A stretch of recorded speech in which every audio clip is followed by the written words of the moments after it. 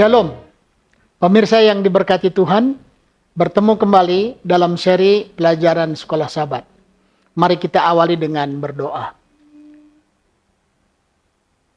Allah Maha Pengasih dan Penyayang, kami bersyukur dan berterima kasih perlindungan-Mu bagi kami sepanjang hari ini, hingga di sore ini kami boleh kembali lagi datang menyembah Engkau melalui mesbah keluarga kami, dan mempelajari firman-Mu.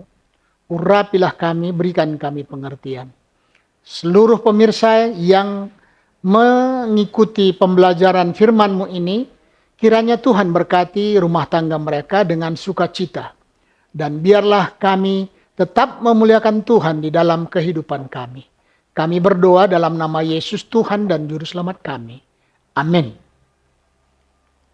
Pelajaran Sekolah Sabat Senin 23 September 2024 dengan judul Batu itu digulingkan ke samping. Mari baca Markus 16 ayat 1 sampai 8 dan 1 Korintus 15 ayat 1 sampai 8. Markus 16 ayat 1 sampai 8 ayat 1 katakan, setelah lewat hari Sabat, Maria Magdalena dan Maria ibu Yakobus serta Salome membeli rempah-rempah untuk pergi ke kubur dan meminyaki Yesus. Ayat 2, dan pagi-pagi benar pada hari pertama minggu itu, setelah matahari terbit, pergilah mereka ke kubur. Ayat 3, mereka berkata seorang kepada yang lain, siapakah yang akan menggulingkan batu itu bagi kita dari pintu kubur? Ayat 4, tetapi ketika mereka melihat dari dekat, tampaklah batu yang memang sangat besar itu sudah terguling.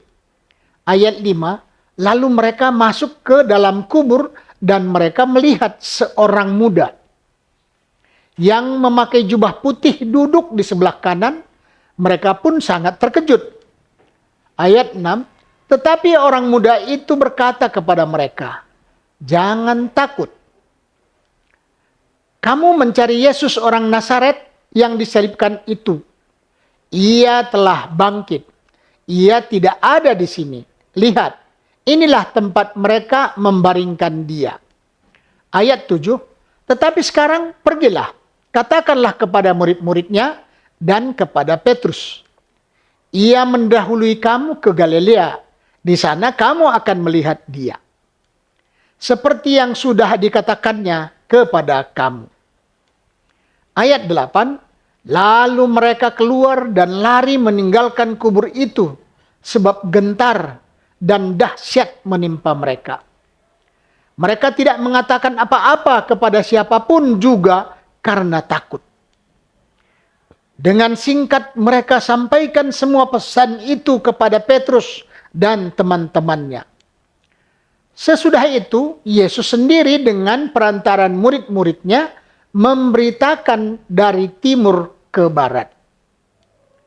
Berita yang kudus dan tak terbinasakan tentang keselamatan yang kekal itu.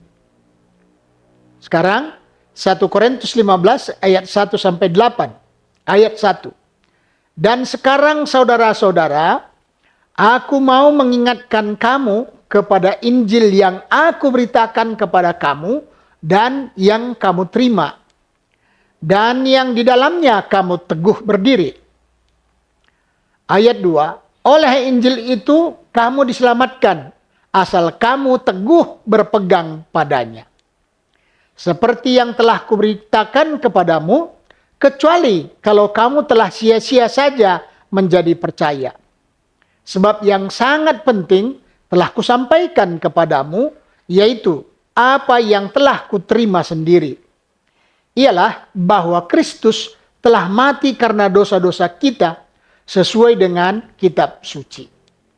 Ayat 4, bahwa ia telah dikuburkan dan bahwa ia telah dibangkitkan pada hari yang ketiga sesuai dengan kitab suci.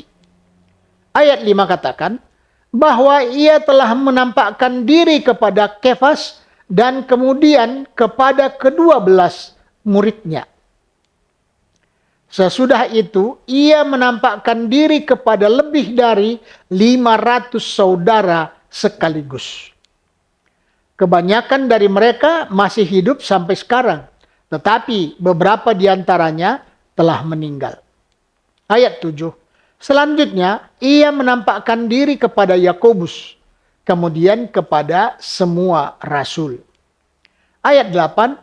Dan yang paling akhir dari semuanya ialah menampakkan diri juga kepadaku.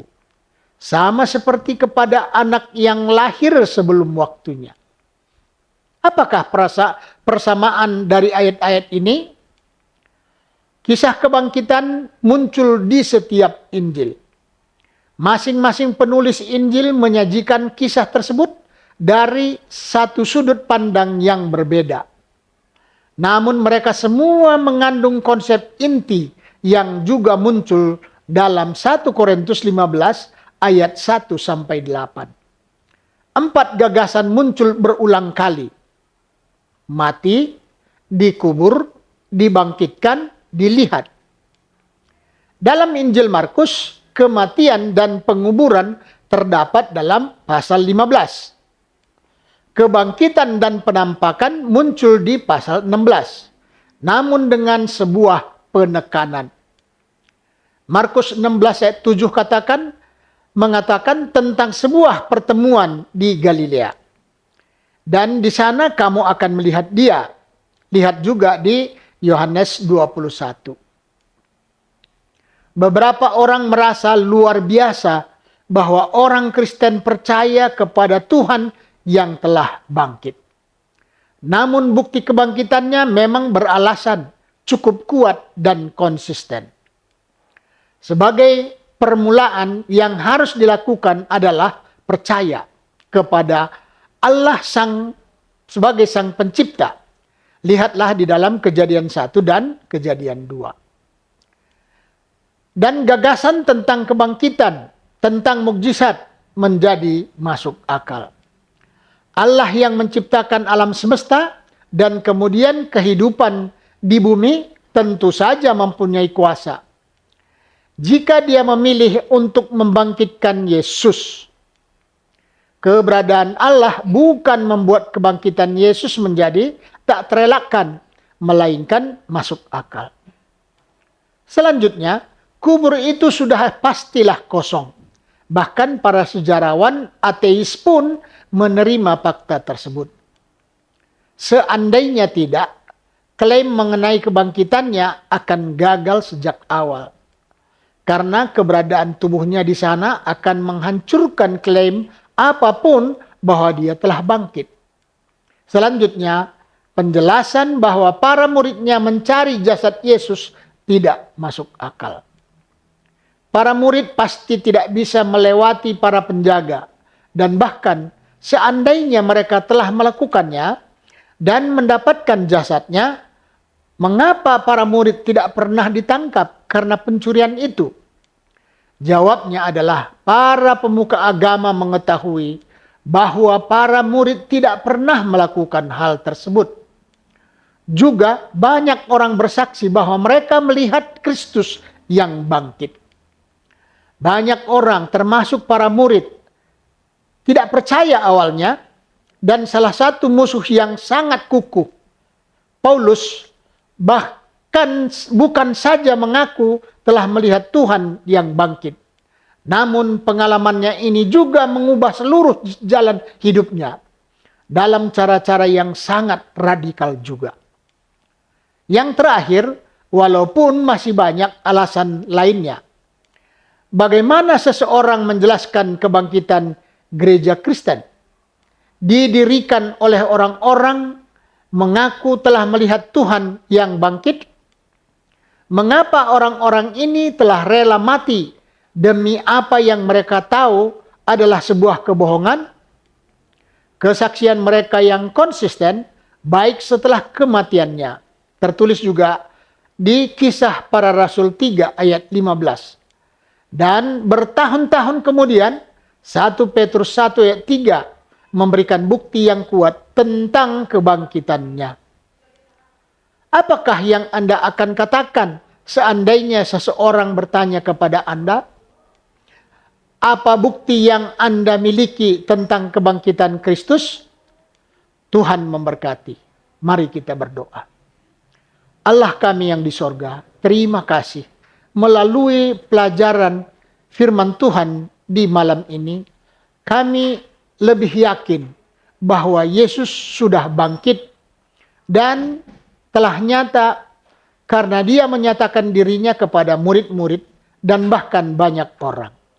Dan biarlah janjinya akan kembali itu pun akan menjadi kenyataan untuk menjemput kita orang-orang yang percaya kepadanya. Biarlah kami dapat hidup sesuai dengan kehendak-Mu. Berkatilah seluruh pemirsa dengan sukacita boleh melakukan kehendak-Mu. Di dalam nama Yesus kami berdoa. Amin.